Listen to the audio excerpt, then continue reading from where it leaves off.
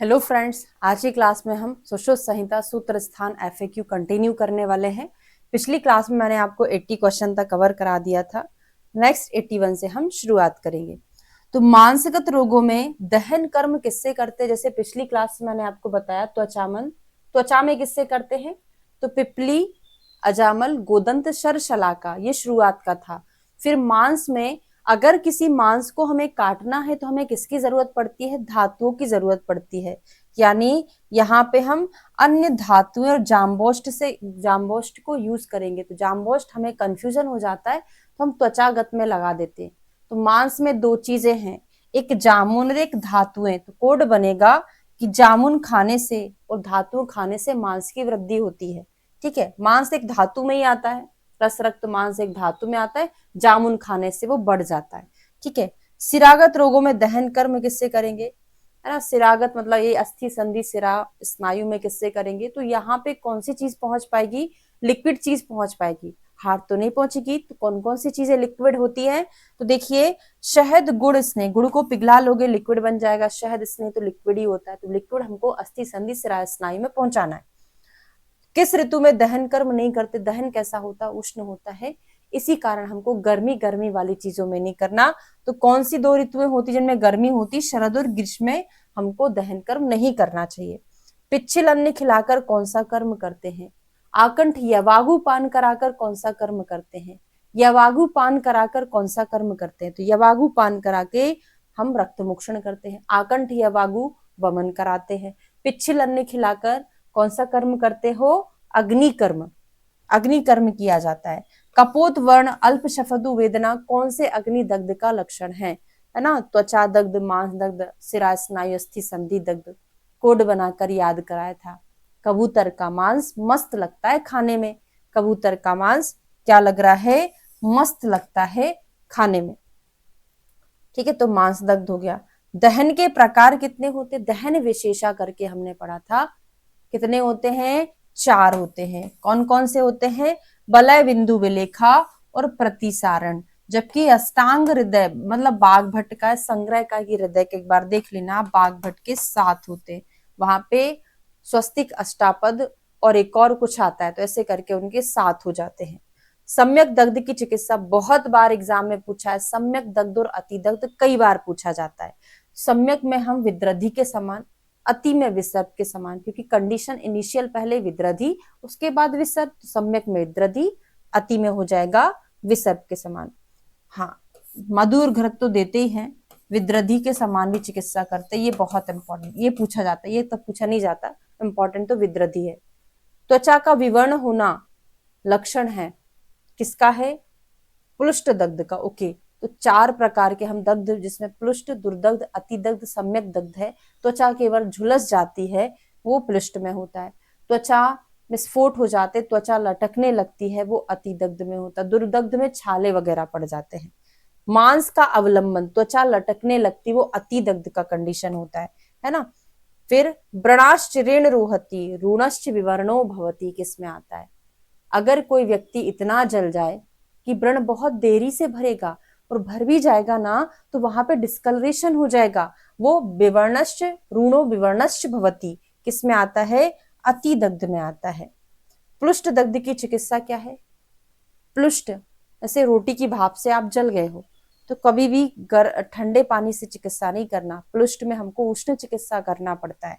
प्लुष्ट में उष्ण और दासे दुर्दग्ध, दासे दोनों, यानी उष्ण शीत दोनों हम किस में करेंगे? दुर्दग्ध में करेंगे। शीत उष्ण। पित्तज विद्रधि के समान अभी बता दिया सम्यक में, पित्तज विसर्प के समान अतिदग्ध में। बहुत ज्यादा इंपॉर्टेंट है। धूमोपहत में कितनी इंद्रियां नष्ट हो जाती? तो हमने बताए थे कि हम अगर श्रृंगार करके चूल्हे के पास खाना बनाने चले जाएं, धुएं के पास, तो हमारा श्रृंगार नष्ट हो जाता है। क्या नष्ट हो जाता है? श्रृंगार। श्रा से श्रवण, गंध, रस से रस। श्रवण, गंध, रस यानी कान, नाक और जिह्वा, ये 3 इंद्रियां नष्ट हो जाती हैं। धूमोपहत की चिकित्सा क्या है? फिर पंचकर्मा तो ये करा दो। मन, कवल, अभी पता नहीं क्या लिखा है, कवल, वमन है। वमन, कवल, शिरोविरेचन आहार हमको देना है। परम सुकुमारो अयम, परम सुकुमार की विधि कौन है? सुकुमार की विधि अलग होती, परम सुकुमार की विधि अलग होती। परम सुकुमार किसको बोलते? जलौका को। जलौका के प्रकार कितने हैं बता दें तो जाने। जलौका के प्रकार 12 लगेंगे कि 2 लगेंगे? हमेशा कितने लगना चाहिए? द्वादश विध 12 लगना चाहिए। क्यों? क्योंकि फिर इसका 2 में डिवीजन किया है कि 6 सविश होते, 6 निर्विश होते। आंसर तो आपका 12 2 प्रकार का नहीं लगेगा। ठीक है। रोमशा महापार्श्वा कृष्णमुखी किसको याद किए थे? है ना, वो जल्लाद याद किए थे कि फांसी जो दे रहा है बगल में बैठा रहता है ना, और जो जिसको फांसी लगती है वो अपना काला नकाब पहनता है और पार्श में जो बैठा है उसको फांसी की सजा देता है। तो कृष्णमुखी कहाँ बैठा है? पार्श में बैठा रहता है। अलगर्दा और गर्दन अलग करता है, फांसी की सजा। मनाशिला वर्ण की जलौका कौन सी है? मनाशिला, मन को पत्थर के जैसा कठोर करके ही कोई व्यक्ति बड़ा आदमी बनता है। किसको कोरिलेट करके मैंने याद कराया था? कॉमेडी नाइट्स का कपिल, है ना। मनाशिला, कपिला। यकृत वर्णा शीघ्र पायनी, शीघ्र पीने वाली। यकृत वर्णा नाम से आंसर छुपा हुआ है। यकृत वर्णा शंकुमुखी। यकृत कैसा रहता है हमारा? शंकु के आकार का रहता है। और शीघ्र पीने वाला और शीघ्र चलने वाला। चलता कौन है? कहाँ चलता है? गलियों में चलता है। तो पिंगला को गली पढ़ा था। पिंगला शीघ्र चलने वाली, शीघ्र पीने वाली कौन सी होती? यकृत वर्णा शंकुमुखी होती है। 18 अंगुल प्रमाण की जलौका कौन सी है? तो हमने सविश निर्विश में से जो निर्विश जलौका पढ़ी थी उसमें से 18 अंगुल की जो जलौका है सावरी का है, जो निर्विश है, जिसका पशुओं से दूषित रक्त को निकालने के लिए यूज किया जाता है। ये क्वेश्चन एग्जाम में बहुत पूछा गया है। रंजक पित्त का स्थान क्या है? बाघभट्ट का। रंजक पित्त बहुत फेमस है इनका। अमाशय आश्यम पित्तम रंजकम रस रंजनात्। अमाशय। रंजक पित्त का स्थान शारंगधर के अनुसार क्या है? यकृत है। जो दिन रात गतिशील रहता है वो क्या है? काल समय रस अरहर गच्छति इत्यतो रसा करके आता है। अरहर गच्छति, दिन रात गतिशील रहता है वो क्या होता है? रस। शब्दर्ची जल संतानवत कौन बहता है? शब्द के जैसा, जल के जैसा नीचे, अर्ची यानी अग्नि के जैसा ऊर्ध्व, शब्द के जैसा त्रियक। ये गतियां किसकी होती हैं? ये रस की गति होती है। गैरी कोदक प्रतिकाशम कौन से दोष से दूषित रक्त का लक्षण है? गैरिक के समान, वात का, पित्त का कि कफ का। तो गैरिक जो हमने पढ़ा था वो कफ पढ़ा था। कांजी के जैसा हमने सन्निपातस, तो कांजी भाई सन्नी भाई करके याद किया था। देहस्य रुद्रम मूलम रुद्रिणे धार्यते कहाँ का रेफरेंस होगा? तो सुश्रुत ने शोणित वर्णनी 14 नंबर का चैप्टर बताया, वहां पे इसके बारे में बताया गया है। फिर आता है दोष धातु मल मूलम ही शरीरम, कहाँ का है? दोष धातु मल क्षय वृद्धि विज्ञानी सूत्र स्थान 15 चैप्टर का रेफरेंस है। प्रस्कंदन कर्म किसका है? प्रस्कंदन कर्म है, किसको बोलते? प्रस्कंदन किसका पर्याय है? पहले तो प्रस्कंदन जो हम पढ़ते हैं विरेचन का पर्याय होता है। प्रस्कंदन कौन कराता है? वायु कराता है। प्रस्कंदन प्रस्पंदन टाइप से होगा ये प्रस्पंदन ना। स्पंदन कौन कराएगा? जो सारे शरीर में बहेगा, तो व्यान वायु कराती है स्पंदन। विवेक, विवेक समान वायु का कर्म है। किसका?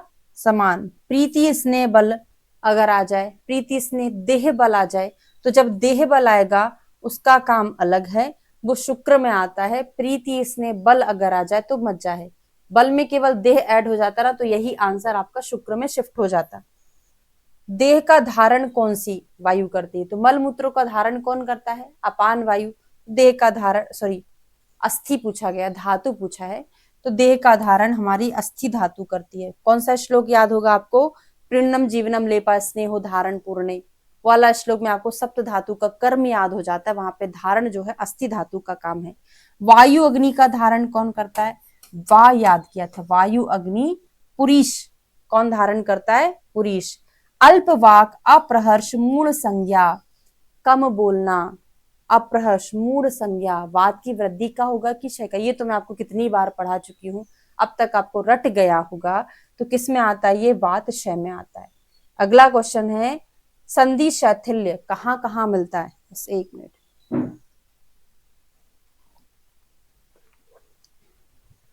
संधि शैथिल्य कहाँ मिलता है? दो जगह मिलता है, एक कफशय में मिलता है, एक अस्थिशय में मिलता है ना। तो कफशय में साथ में अस्थिशय भी ऐड कर लीजिएगा। और विश्लेष कहाँ मिलता है? संधि विश्लेष ये वृद्धि में मिलता है, कफ वृद्धि में। प्लीहा वृद्धि कहाँ मिलता है?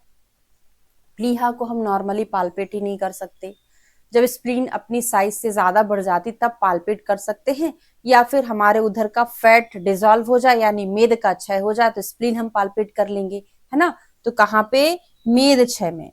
संधि शून्यता, कटी शून्यता, संधि स्फुटन ये कहाँ मिलेगा? संधि शून्यता, कटी शून्यता, संधि स्फुटन सारा का सारा मेद क्षय में। और बाघभट्ट ने संधि वेदना कहाँ बोला है? मांसक्षय में बोला है ना। बाघभट्ट का संधि वेदना मांसक्षय में। वायु ऊर्ध्वगमनम कुक्षो संचरणम, वायु ऊपर की ओर जाने लगती है और क्या होगा?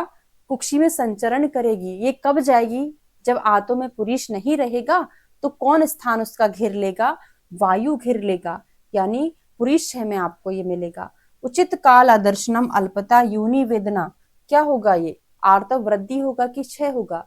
अगर उचित काल में दर्शन नहीं हो रहा, नहीं आ रहा, इसका मतलब क्षय ही तो होगा ना। तो उचित काल आदर्शनम अल्प रहेगा, यूनि वेदना आर्तव क्षय। और वृद्धि में अंगमर्दम अति प्रवृत्ति दौर्गंध्यम चा, ठीक है, वो आर्तव वृद्धि में। सर्वांग नेत्र गौरव, नेत्र से रिलेटेड जो भी चीजें पढ़ते हमेशा मज्जा में पढ़ते, या तो क्षय होगा या वृद्धि होगा। अगर नेत्र में भारीपन है तो मज्जा वृद्धि है, अगर तमह दर्शन है, आंखों के सामने अंधेरा है, तो ये हमको मिलेगा मज्जाशय में। तो ये किस में मिलता है? मज्जा वृद्धि में मिलता है। प्राण आयतनम उत्तमम किस किस के लिए आया है? तो प्राण आयतनम उत्तमम दो जगह आता है, एक वस्ती के लिए आता है, एक ओज के लिए आता है। तो वस्ती ओज दोनों में। अगर मैं इसमें जोड़ दूं मलाधारम, मलाधारम प्राण आयतनम उत्तमम, तो केवल वस्ती के लिए आ जाएगा, क्योंकि मल का आधार जो है वस्ती है, ओज थोड़ी ना है।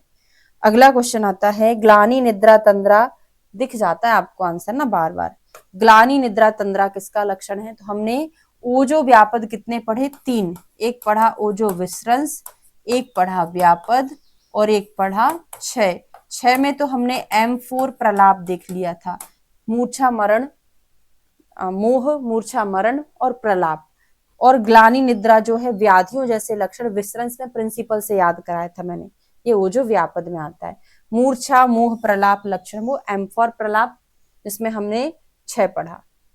समदोषा समग्निश समधातु मलाक्रिया, आंसर दिख ही गया है, वैसे पता भी था आपको कहाँ का है। सूत्र स्थान 15 दोष धातु मल क्षय वृद्धि विज्ञानी। कालिका सिरा का वेदन करने से कौन सा लक्षण उत्पन्न होता है? तो कर्ण में 3 सिराएं होती हैं, अगर हमने सावधानी पूर्वक कर्म नहीं किया तो कान की सिराओं का वेदन हो जाता है, जिसमें कालिका, मरमरिका और लोहिता रहती है। तो कालिका को हमने कालिदास याद कराया था, कालिदास, यानी कालिका का दाह शवथु ज्वर वेदना तो कॉमन रहता है, इसमें भी रहेगा। और मरमरिका में भी यही रहता है, ज्वर और वेदना कॉमन है, पर दाह शवथु यहाँ पे अलग हो जाता है। कालिदास, दा से दाह, सा से शवथु, ठीक है, दाह शवथु ज्वर वेदना कॉमन है। मरमरिका का कोड बना था मर्म ग्रंथि, यानी मरमरिका में ग्रंथि मिलेगी, बाकी ज्वर वेदना तो कॉमन रहेगा। कर्ण संधान की विधियां कितनी है? तो कर्ण संधान की विधियां जो हैं 15 होती है, उनमें से 10 साध्य है, 5 असाध्य है ना। कर्णपाली के उपद्रव कितने हैं? 10 हैं। कर्णपाली के रोग कितने हैं? 5 हैं। इस तरीके की चीजें आपको याद होना चाहिए। व्रत आया सम उभय पाली किसमें मिलता है? व्रत क्या होता है? हमारा कमल का फूल होता है, उसको हम क्या बोलते हैं? उत्पल बोलते हैं, बोलते हैं कि नहीं। अगला है तनु विषम अल्पपाली। तनु कौन होती है? लताएं। लताओं को हम क्या बोलते हैं? बेल बोलते हैं, बल्ली बोलते हैं। पूरा का पूरा कोडिंग से बन रहा होगा। कर्णपाली के उपद्रव कितने? अभी अभी बता दिए, 10 बता दिए। नासा संधान में एरंडनाल का उपयोग किया जाता है। त्वक वैवर्ण वृश्चिक विद्ध इवचा, त्वचा में विवर्णता हो जाना, त्वचा में सवर्णता। अब शोथ आ गया 17वां चैप्टर, आम अवस्था, पच्यमान अवस्था, पक्क अवस्था। तो वृश्चिक के समान हमको पच्यमान अवस्था में दुनिया भर की जितनी वेदनाएं होती हैं हमको पच्यमान शुफ में मिलेगा। उपद्रव की शांति कब हो जाएगी? जब शोथ पक जाता है ना, और वहां पे हमें खाना खाने की इच्छा होने लगती है। यहाँ खाना खाने की इच्छा नहीं होती पच्यमान में, ठीक है, तो पक्व शोफ में। शोफ के उपक्रम कितने होते हैं? सात होते ना, आदो विमला, क्रम आपको याद करना था। आदो विमलापनम कुर्यात्, द्वितीय अवसेचनम, तृतीय उपनाहस, चतुर्थी पाटन क्रियाम, पंचमम शोधनम कुर्यात्, षष्टम रोपणमश्यते, सप्तमम व्याकृतापहम। ये आपको 7 नंबर भी याद होना चाहिए। निम्न में से कौन से नंबर पे आता है, ये क्वेश्चन में एग्जाम में क्वेश्चन पूछा जाता है। विमलापन, अवसेचन, उपनाह, पाटन, शोधन, रोपण और विकृतापहम। लेप के भेद 3 प्रकार का होता है, प्रदेह, प्रलेप और आलेप। अगला क्वेश्चन है, रक्त पित्त प्रधान शोफनाशक कौन सा रहेगा? रक्त पित्त को नष्ट कौन करेगा? जो शीतल होगा। तो कौन सा होगा? ये आलेप होगा। ठीक है, रक्त पित्त प्रधान व्याधियों में किया जाता है। शीत तनु अविशोषी मुल्तानी मिट्टी का लेप याद कराए थे, जो किसमें, ये भी रक्त पित्तज व्याधियों में यूज किया जाता है। आलेप और प्रलेप रक्त पित्त में, और ये कैसा, मुल्तानी मिट्टी का पहले गीला रहता है ना, अविशोषी, फिर सूख जाता है, बाद में विशोषी हो जाता है। और आलेप, प्रलेप, प्रदेह कैसा होता है? देह से कोड बनाया था। देह हमारी बहुत खराब है, बहुत खराब, यानी वात कफ से हमने उसको याद किया था। ठीक है, वात कफ नाशक कौन सा है? प्रदेह, अभी अभी पढ़ा दिए। आर्द्र माहिष् चर्म उत्सेद, भैंस की गीली चमड़ी के बराबर किसका प्रमाण है? तो यहाँ पे सुश्रुत ने ये किसके लिए बोला है? आलेप के लिए बोला है, आर्द्र माहिष् चर्म उत्सेद। जबकि चरक ने प्रलेप के लिए क्या बोला है? त्रिभाग अंगुष्ठ प्रमाणा। तृष्णा नाम का जो चैप्टर है चिकित्सा स्थान का 22 नंबर का, वहां पे त्रिभाग अंगुष्ठ प्रमाणा बताया है। किसके लिए बताया है? प्रलेप के लिए। ठीक है, ये आपको याद करना अच्छे से। बंधन के भेद कितने होते हैं? सुश्रुत ने 14 बोले हैं, बागभट्ट के 15। एक्स्ट्रा कौन सा है? उत्संग है, जो कहाँ बनता है? भग्न बाहु में बनता है। चरक ने 2 बताए, एक दक्षिणावर्त होता है, एक वामावर्त होता है बंधन। नेत्र अपांग प्रदेश में, अपांग मतलब आंखों से रिलेटेड है। किसकी आंखें जैसी होती है? चाइना में, तो चीन बंध बनता है। कौन सा बनता है? चीन बंध। मुत्तोली, ये शायद मैंने बंधन पूरा यूट्यूब पर पढ़ाया है। मुत्तोली कहाँ बनता है? कोड बनेगा हमारा ग्रीवा में तौल, ग्रीवा में तौल। तो ग्रीवा में मेढ्र में तोली, ग्रीवा और मेढ्र में कहाँ बांधते हैं? कौन सा बांधते हैं? तोली, मुत्तोली।